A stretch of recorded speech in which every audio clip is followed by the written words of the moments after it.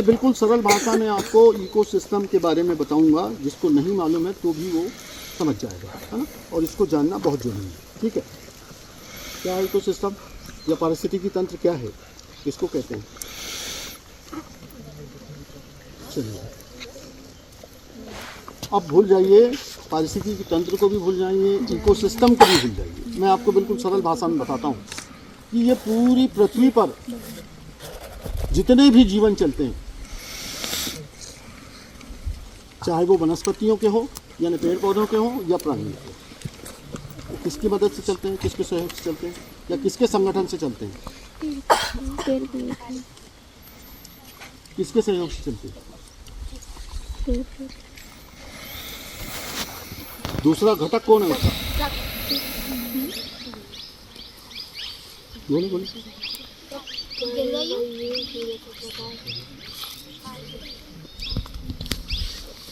निर्जीव, निर्जीव यानी ये पृथ्वी में जो भी कुछ है ना, पानी, वायु, है ना, कार्बन डाइऑक्साइड वगैरह, है ना, प्रकाश, खनिज लवण, ऑर्गेनिक पदार्थ जो अंदर होते हैं, है ना, ये क्या है? ये निर्जीव। और सजीव क्या है? पेड़ पौधे। तो ये दोनों मिल, सब तीनों की तीनों मिलकर, तीनों की तीनों जब मिलते हैं और संगठन करते हैं और जो क्रियाएं होती है लगातार, उसको क्या कहते हैं हम?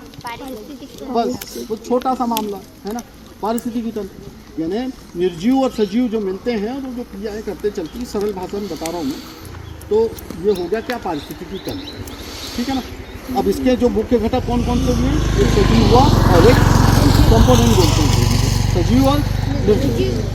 फिर उसके बाद जो निर्जीव के मैंने बताया आपको, मिट्टी, मिट्टी में क्या क्या होता है?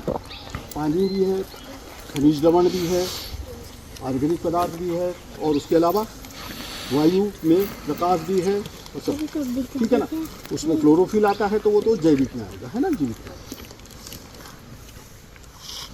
तो ये सारे के सारे मिलके अब देखिए दोनों क्या हो? निर्जीव और सजीव दो घटक हुए, कंपोनेंट दो मिलके चलाते हैं। और निर्जीव के घटक मैंने बता दिया आपको क्या क्या है इसमें। अब सजीव के कौन से घटक है भाई?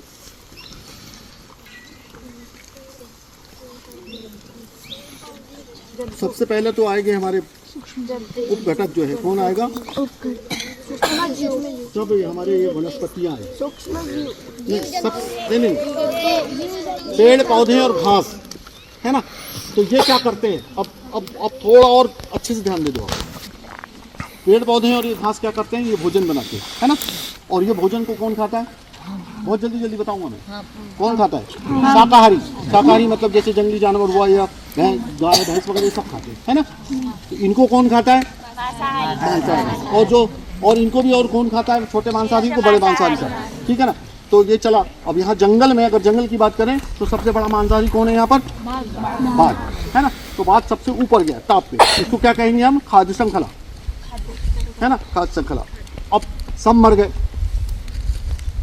पेड़ पौधे भी मरे, या मरते ही है ना, और जानवर भी मरे। तो कहाँ गए? जमीन। कैसे चले गए?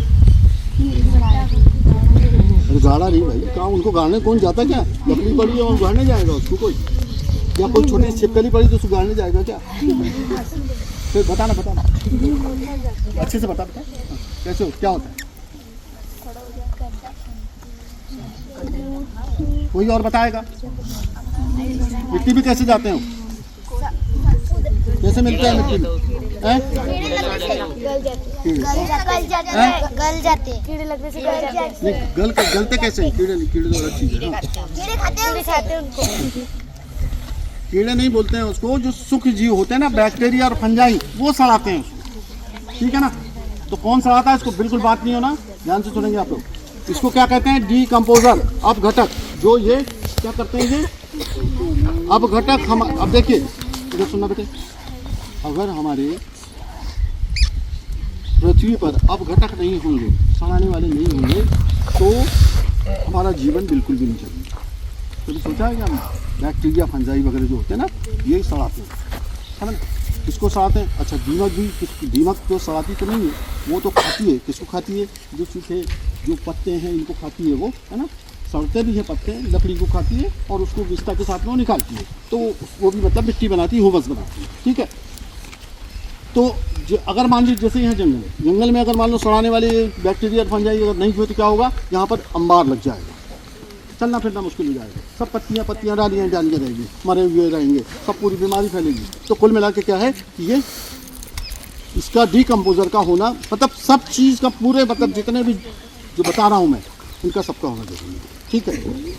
अब देखिए आप कि पारिस्थितिकी तंत्र में, तंत्र ये दोनों कहाँ चलते हैं? ये पृथ्वी में, जैसे धरती पर अलग चलता है, थली बोलते हैं उसको, क्या बोलते हैं? थली। और पानी में अलग चलते हैं। तो थल पे चलने वाले क्या कहलाते हैं? थलीय, यानी टेरेस्ट्रियल, है ना। और जल में चलने वाले जलीय या एक्वेटिक, ठीक। थल पे कहाँ चलते हैं? जैसे मैंने फॉरेस्ट का बताया आपको, फॉरेस्ट के बाद में हम चले जाते हैं खेत में चले जाते हैं। तो खेत में सबसे ऊपर कौन जाएगा? पक्षी, क्योंकि कीट को खाते ना वो, सबसे ऊपर वो। फिर आपके बगिया में भी, बाग में भी वही है। फिर उसके बाद में हम चले गए कहाँ? रेगिस्तान। रेगिस्तान में गए तो रेगिस्तान में क्या है? क्या नहीं, कौन है सबसे ऊपर खाने वाला? मांसाहारी। ऊँट तो मांसाहारी है नहीं। वहाँ पर लकड़बग्घा है या पक्षी है? पक्षी मतलब चील हुआ, ये है वहाँ पर, है ना। तो वास्तव में वहाँ पर क्या है? देखिए, जहाँ पर बाघ रहेगा तो वहाँ का जंगल अच्छा रहेगा और वहाँ का जो इकोसिस्टम है मतलब बैलेंस रहेगा, जो पारिस्थितिकी तंत्र है वो बैलेंस रहेगा। और वहाँ का जहाँ पर इकोसिस्टम बैलेंस रहेगा वहाँ की जैव विविधता बहुत ज़्यादा घनी होगी। जहाँ का इकोसिस्टम मजबूत होगा या बैलेंस होगा वहाँ की जैव विविधता बहुत अच्छी होगी। जैव विविधता क्या होती है? विभिन्न प्रकार के प्राणी और वनस्पतियाँ, वो जैव विविधता हुई। तो जितने प्रकार के जैसे यहाँ का ये स्थान विशेष की बात कर रहे हैं कि इस स्थान पे हमारी जैव विविधता बहुत अच्छी तो नहीं है लेकिन अच्छी है। तो जिस स्थान पे जितने भी प्रकार के पेड़ पौधे ज़्यादा से ज़्यादा पाए जाएंगे और जितने भी प्रकार के प्राणी या जीव जंतु ज़्यादा से ज़्यादा पाए जाएंगे वो कहेंगे, उसको हम कहेंगे कि यहाँ की जैव विविधता बहुत अच्छी है। तो हमारे यहाँ पर अम्बाड़ा का जो जंगल है, अम्बाड़ा पास में लगा हुआ है यहाँ, है ना, वहाँ की जैव विविधता अच्छी है। फिर हमारे पातालकोट की जैव विविधता अच्छी है, पचमढ़ी की जैव विविधता एकदम बढ़िया है ना। तो जैव विविधता मतलब जैव विविधता का मतलब तो समझ गए ना, विभिन्न प्रकार के जीव जंतु और विभिन्न प्रकार के प्राणी। छोटा सा पर रहूं